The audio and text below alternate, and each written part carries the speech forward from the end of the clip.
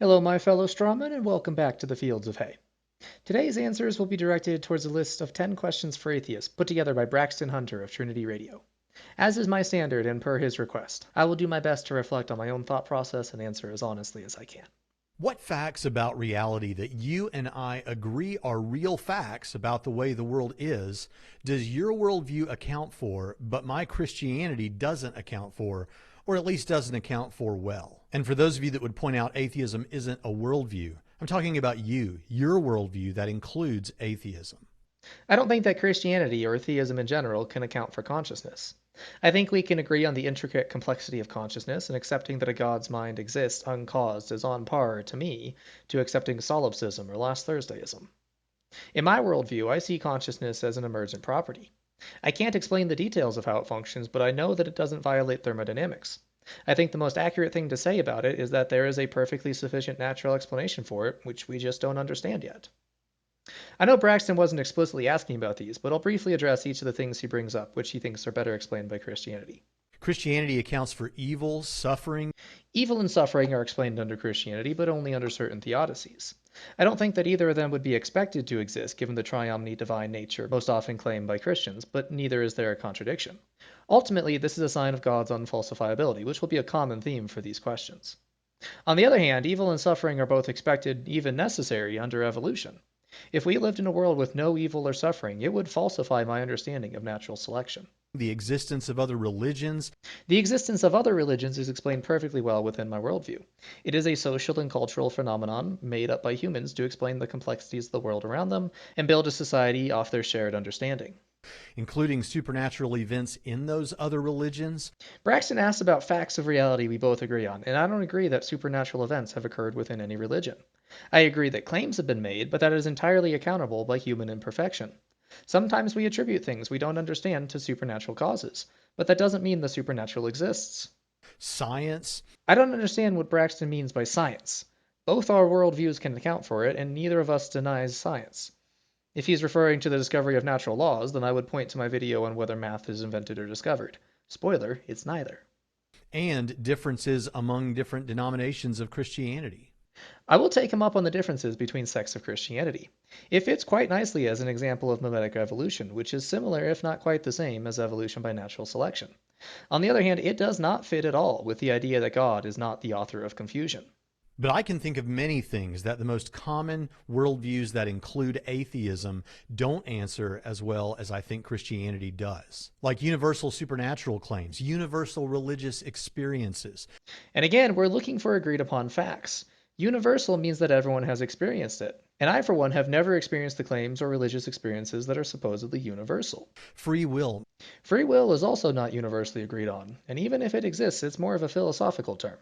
But since I do consider myself responsible for my actions as though I have free will, my explanation for why is simple.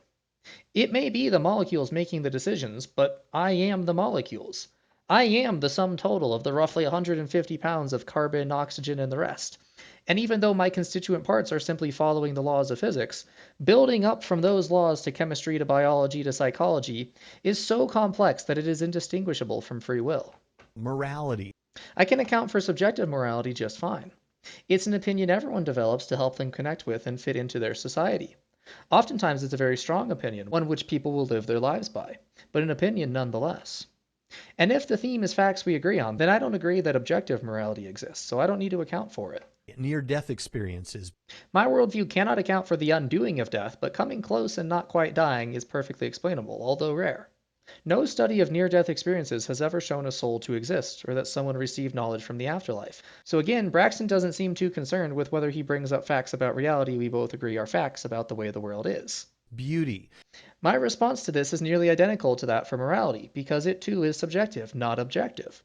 The fact that humans experience beauty is simply part of having opinions. Some things are good, some are bad. Some things are beautiful, some are ugly.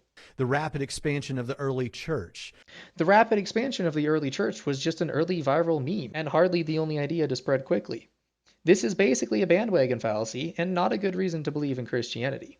The events surrounding the life and death of Jesus of Nazareth. The events surrounding the life and death of Jesus, at least the supernatural ones, need to be verified. I can explain all the natural stuff perfectly well, and the supernatural claims don't fit the theme of the question.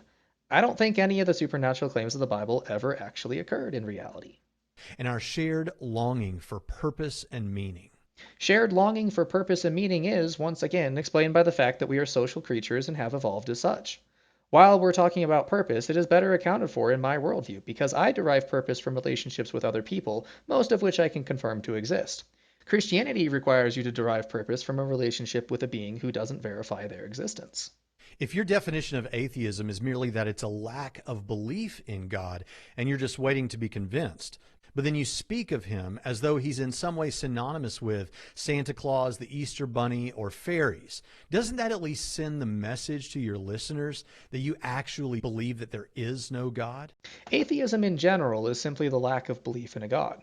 Most atheists are agnostic atheists and simply reserve commitment to belief in any particular God until and if they find better evidence. I am one of the few who considers themselves to be a Gnostic atheist, which means that I do take the stance that no God exists. Go see my video on the argument of ice if you want to understand why I take this stance. And if your response is that you merely lack a belief in Santa Claus and don't actively believe that he does not exist, doesn't that sound a little disingenuous, honestly? But to speak on behalf of the agnostics, there is nothing disingenuous about identifying as atheist. Santa Claus doesn't try to gain political power, religion does. Not always, but enough to be of concern. When atheism becomes a part of someone's worldview, they typically change their positions on other issues like abortion, sexual morality, and a number of other things. I actually have several videos of well-known atheists saying that there's nothing wrong with prostitution, that they hope their children don't save themselves until marriage, and that sex workers should be put up on a pedestal no different than the military. Addressing specifically the ones Braxton brought up, I think that abortion should be ultimately decided by the mother, and under the expert recommendation of a doctor. I'm not sure exactly the timing of the cutoff, but I would say that it is fine to abort the fetus before the point that it has cognitive capabilities, and that afterwards abortion should only be performed in medical emergencies. If the fetus is viable to survive out of the womb, then all attempts to do so should be taken. I also think that safe sex should be taught and contraceptives provided for so that people don't need abortions except in rare circumstances. Saving yourself until marriage is not a moral imperative, although there is equally nothing wrong with it should one choose to. I don't think there's anything necessarily wrong with prostitution so long as consent is considered and the pay is fair. If a pimp is sexually trafficking girls, that's not okay. Sex workers should be respected and given human rights, but no, I don't put them on a pedestal with the military. That spot is reserved for teachers, doctors, and emergency responders. But even if you didn't become an atheist just so you could sin, and I believe you, do you at least understand why those moves could send that message to people who might say that to you? Braxton, if you watch this, I hope you can see the hypocrisy in the follow-up question, asking if I can see how acting the way I do can send false messages that I only want to sin. The fact is, I could ask the same question of you. Even if you didn't become a Christian to justify your homophobic and bigoted tendencies, and I believe you, do you at least understand why those moves could send that message to people who might say that? Even if you're not using the Bible as a moral crutch, don't you see how I could perceive you as doing so? I say this purely rhetorically. I haven't seen anything yet that would make me accuse Braxton of homophobia or bigotry. But if I asked this question, it would be a sign of my own failure to understand the nuances of the other side, not a salient point. And the same goes for the question Braxton asked me. The fact is, making these kinds of assumptions about the motivations of others gets us nowhere. I don't care whether you think I'm sinning, because I don't think I am. And your misconceptions of me are no reason for me to change how I act, no more than my misconceptions of your homophobia or moral laziness should change how you act. If it's a lack of belief sort of atheism, what is it? Is it 50-50, 60-40, 75-25? And at what point do you feel disingenuous saying that you merely lack a belief as opposed to leaning towards, I believe that God does not exist? I am someone who says God does not exist, so no disingenuity from me. I put my beliefs at 100 to 0, although I caveat that I am a fallible human who could have misunderstood everything. But given my understanding, I think God is impossible. Doesn't it bother you a little bit that when we come to talk about the origins of the universe, and if there's a multiverse, the origin of that too, that the only real options you've got besides God is a past infinite universe, which is impossible, or the universe coming to exist uncaused out of nothing, or something far less clear than even those? This is what's known as a loaded question, because Braxton hasn't established with me that past infinities are impossible. I say that the universe is past infinite, and that the Big Bang merely marks the earliest moment we have direct evidence for. And if I may borrow the terminology of the theist, that the universe itself is the uncaused necessary being, although I don't attach any other qualities to this being, particularly agency. Braxton, if you want to stick to this kind of reasoning, then doesn't it bother you that the only explanations you have for God's existence are that he is past infinite, which is impossible, or he came to exist uncaused out of nothing, or something far less clear than even those? My question is simply this. When you step away from the debate mode that it's so easy for us all to get into online, doesn't this issue destabilize you a little bit? No, not at all. I've thought a lot about infinite regresses, and not only do I find them logically consistent, I find them inevitable. Even within the Christian theology, God is beginningless and therefore infinite. So I'll ask Braxton the same question. When you step away from the debate, doesn't it worry you at all that you rule out infinity as a possibility for the universe, yet you accept an infinite God?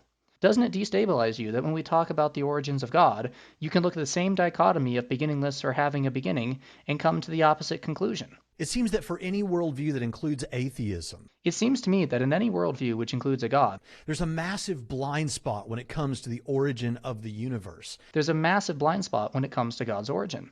And all the attempts to try and circumvent that problem seem desperate and at least far less likely than theism. And all the attempts to try and circumvent that problem seem desperate and at least far less likely than atheism. Of the arguments for God's existence, is there one that to you seems more interesting than the rest? Is there one that for you actually does weigh in favor of theism? Which one? I think the most interesting argument is the teleological watchmaker argument. If I didn't have any understanding of how reproduction over many, many generations could produce the complexity we see within life today, I would almost certainly find it convincing. As it is, though, I don't think any of the arguments, even the watchmaker, are fallacy-free enough to weigh in God's favor. Most atheists I've met humbly admit that they don't think they can have absolute certainty about much of anything. But what they want from the Christian is a demonstration that God exists or that Christianity is true. Well, when we offer the reasons to believe that we do have, those are typically deemed not good enough. So what sort of evidence, if any, would be enough to convince you? I would be willing to accept a personal experience, although this shouldn't be enough to convince someone I tell the story to. And in a similar way, I won't accept a personal experience that someone else tells me about. I need to see a miracle, and by miracle I don't mean something which I don't understand. I mean something which I understand to be contradictory to my naturalistic worldview. For example, shake up a large bag of M&Ms and have them come out sorted when we open the bag. Or even better if it spells out the name of the god. I would see my options as either aliens are fucking with me, or that God is truly revealing himself. And I'm not paranoid enough to think aliens would bother lying to me. If they spell out, "we come in peace," then I'll conclude aliens. To what extent did social and moral issues start you down the path toward your atheism? I'm on the record of not putting any weight on the problem of evil, or indeed any argument for or against God's existence based on morality. I think the moral issues can rule out specific, very simple conceptions of God, but it fails in all the more nuanced varieties. I could say that social issues did play a role, in the sense that it felt like I was in a closed community and was watching the world passing me by. I knew of thousands of other cultures, and it felt too lucky to think that I had grown up in the one community that got God right. I asked myself if there were any reasons good enough to bring me into Christianity had I not grown up within the tradition, and I came up empty. But the way Braxton means it, from a social justice point of view, then no, the particular qualities of human societies have never played a role in my attempts to determine whether or not a God exists. Social issues like LGBT rights, purity culture, and slavery are things that I viewed one way when I believed in God, and another way now that I don't. My views on them followed from my beliefs. I never formed my beliefs in God from my views on these topics. Can you name the last 3 academic books you read by theists on the subject? How long ago did you read them? This one might be a tough one for me, given that most of my reading interests are in the sci-fi genre. Right now I'm reading Hitchhiker's Guide to the Galaxy, which I regret not reading earlier. But to answer Braxton's question, I don't think I can honestly say that I have recently read a novel-length work by a theist. I do try to keep my internet sources as academic as possible, but most of my engagement is with debates, lectures, and videos like Braxton's that I find on YouTube. In the interest of being an honest interlocutor, I will accept recommendations of works to read in the comments, and I'll make efforts to read at least one. If you're a theist, upvote the recommendations you see others make if you think it's a good work. That way I can put my time towards the best you've got. Let's finish with a pretty common one. If you found out today to your satisfaction that Christianity were true, would you accept God's authority, repent of your sins, and trust Jesus as your king? It would depend on which sect turned out to be the right one.